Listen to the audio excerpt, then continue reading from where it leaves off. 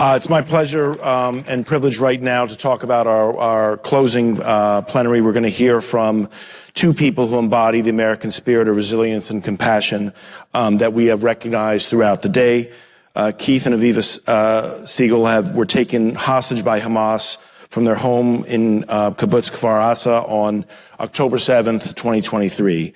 After Aviva's release and Keith's 484 days in captivity, they have dedicated themselves to humanitarian work by supporting vulnerable communities around the world. Please join me in welcoming Keith and Aviva Siegel for a conversation with the USGLC President and CEO, Liz Schrayer. Thank you again for all your time today.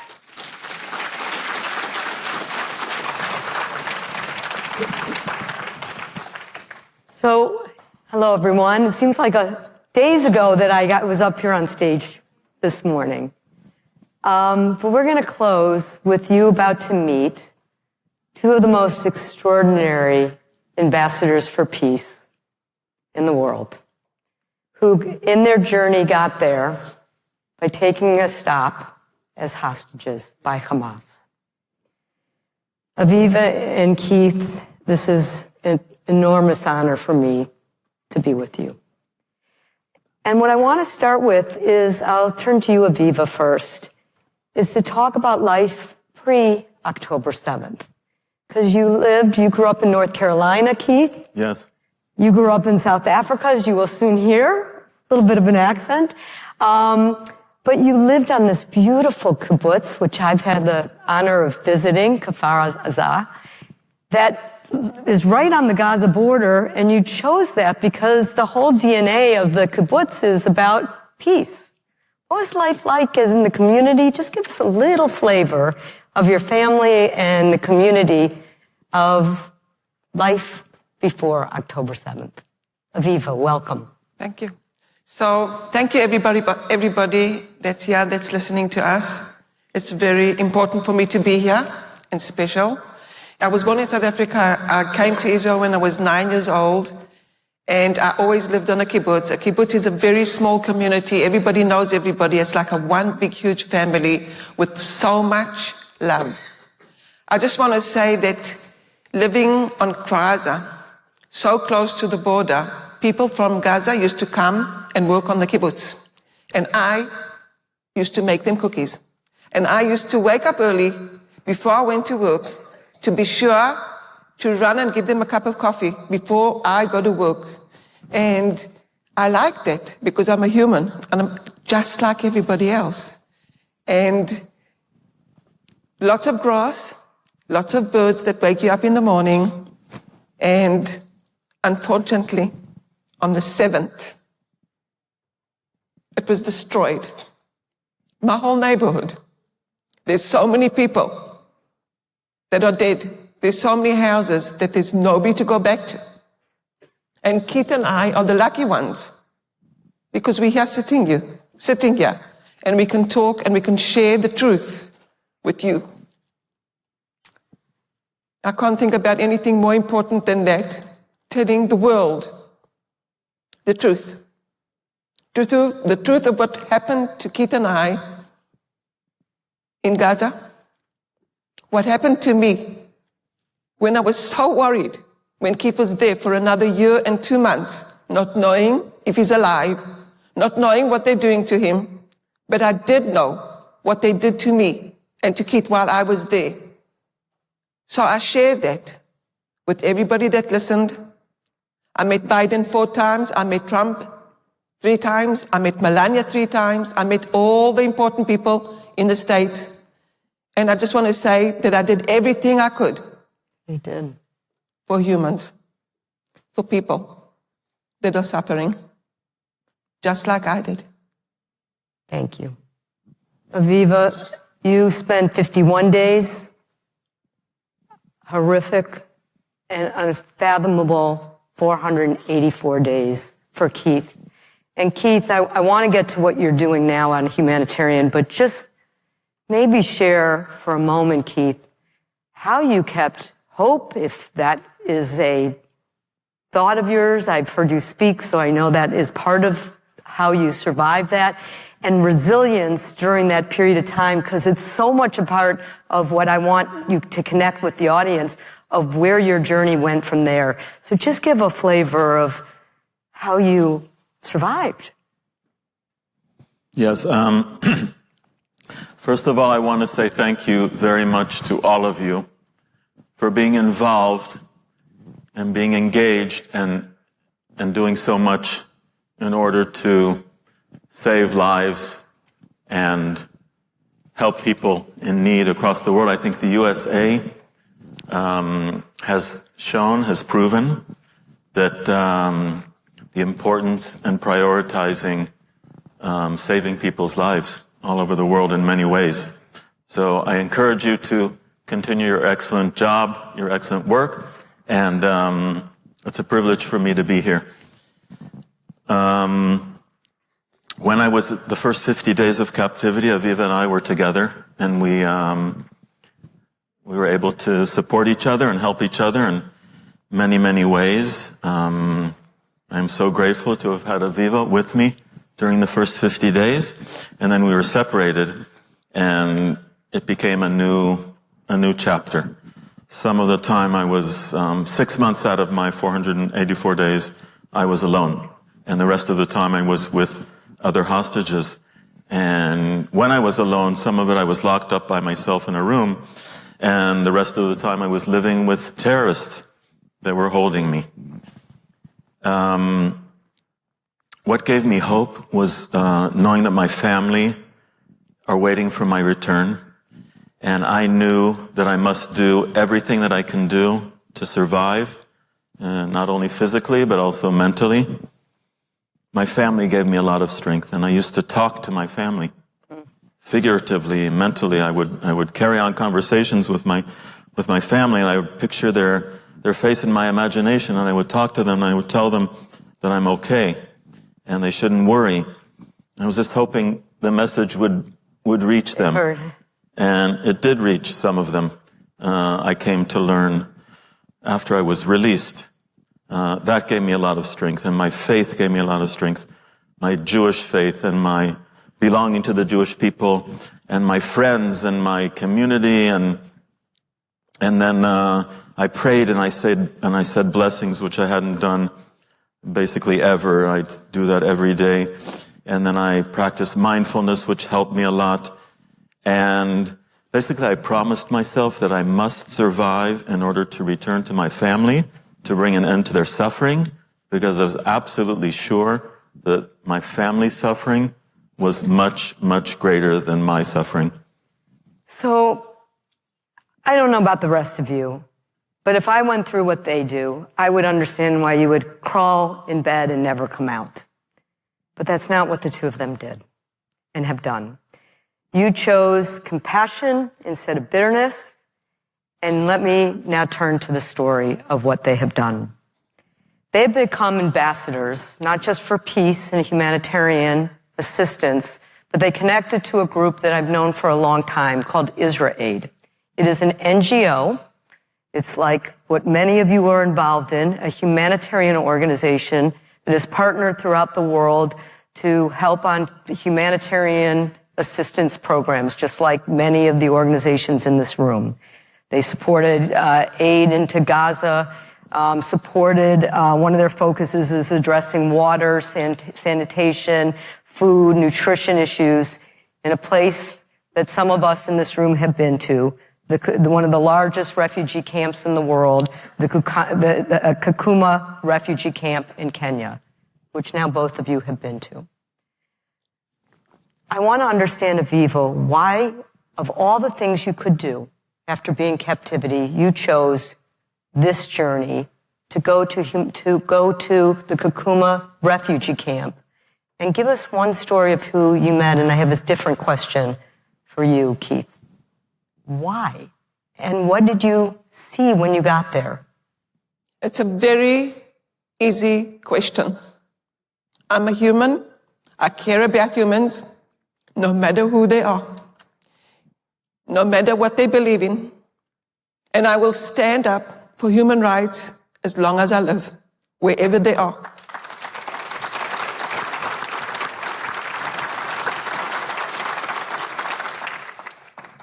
And I will tell you that you too do the same, please. Because we all have to stand up for the rights. I feel as a human being ashamed of what I saw in Kakuma. I saw women digging underneath in the ground and drinking dirty water and giving their children dirty water. I saw groups of children running around, and the only toy that they had is a ball that they made out of old cloth. That's all they have. I saw hunger. I saw people that have lost their hope. I want to give them hope. I want to give them everything I can. Because that's who I am. Wow, and going through what I went through in Gaza, I was starved while they ate in front of me and smiled. One of the days, Keith said to me, after I asked, please just ask once more for water. He begged, and we didn't get water. So for me to think about people in this world now, 2026, that haven't got the basic water, just water, we have to help them. We all have to help them. And if we all help them and make this world to be a better world for everybody, for children that don't deserve to be like that, to live like that. The girls that are 13 that they rape because somebody just felt like doing that and having a baby while they're 13 years old. We shouldn't allow that. And we should stand up. Just like I did for the girls in Gaza, the hostages that were in Gaza, that were with me. Because I saw, and I'm a witness. I saw what they did to Keith, and I'm a witness. I was there in the darkest places of earth. And I'm just praying that my words will move somebody. For Kakuma, 300,000 people, it's not one or two, that are starving and don't have water and don't have education. We have to do more. Keith, when you went to Kakuma, you told me when we were just talking that you saw the role the U.S. was playing. You also connected to the folks the refugees that came from Sudan and some of the experiences that you had yourself. What did you see about human suffering as well as human dignity when you went? I saw people that are living a life with so many difficulties and challenges and the starvation and the thirst and lack of water, sanitation, and being disconnected from their families and just living day in and day out with enormous uncertainty about their future. And we met with the IsraAID team at Kakuma, who are themselves refugees, and we shared our experience as hostages in Gaza, and they told us about their life as hostages, as refugees.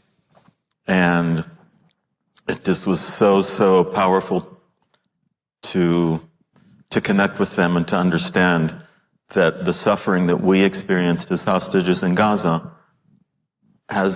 is very, very similar in many ways to their suffering as refugees.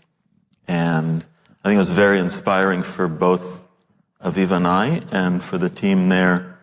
And it gave us all a lot of mutual empowering and strength and hope,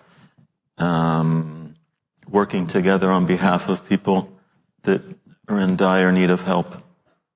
So maybe we can end with both of you helping, as you can't do what you have chosen to do without being hopeful people.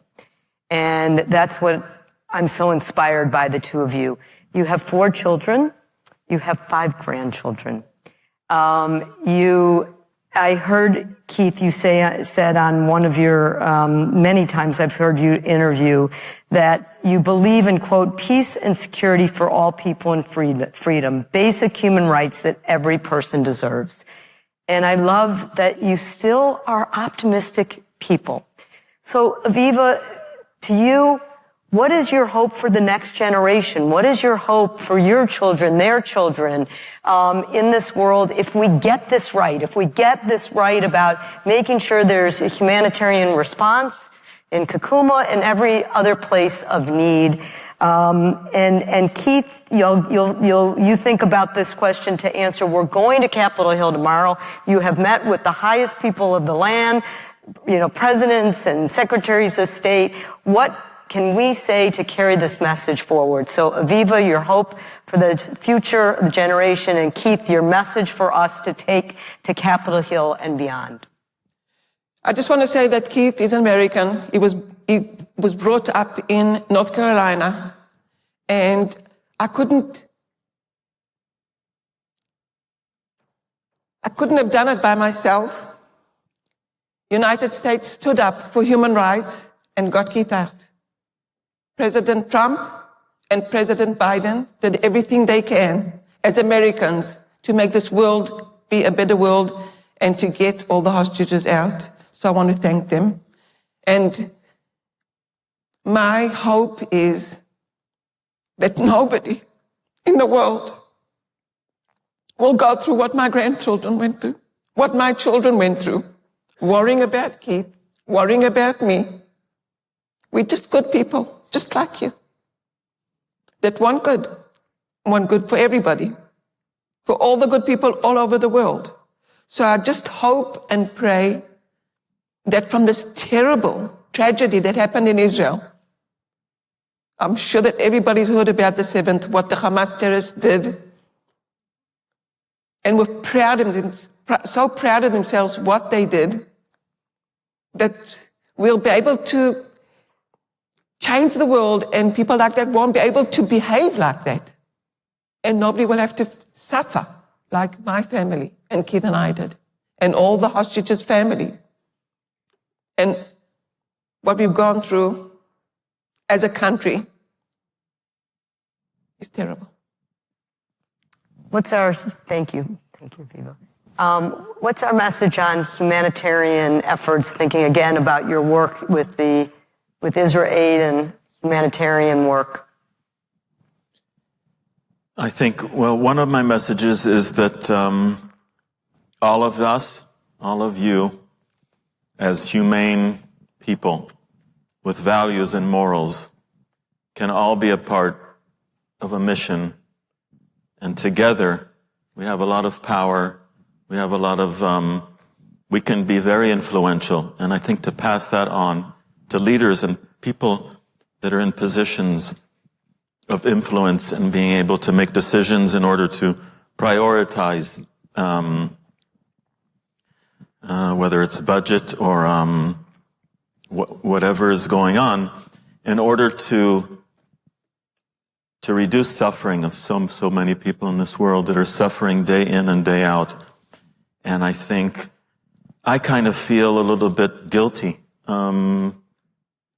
the way I live my life, knowing what people in Kakuma are going through. And similar to how I felt when I was released from captivity, and friends of mine and many other hostages remained in Gaza. And I knew that I must do everything that I can do. And I did things that I never imagined I was capable of doing. And I did it in order to feel good, in order to feel like I'm helping people. And I think looking back on life and what we have all done, you can all be very, very proud of yourselves for doing what you're doing. And I think it's the ultimate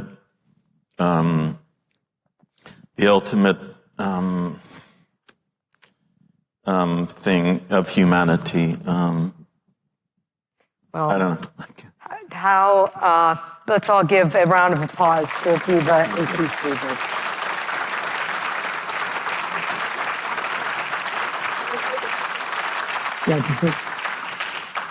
I just want to ask everybody here that tomorrow morning when you wake up, Tell yourself, I'm doing everything I can to make this world be a better world, and we'll do it. We'll do it together.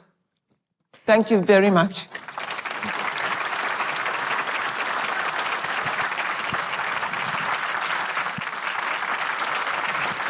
That was beautiful.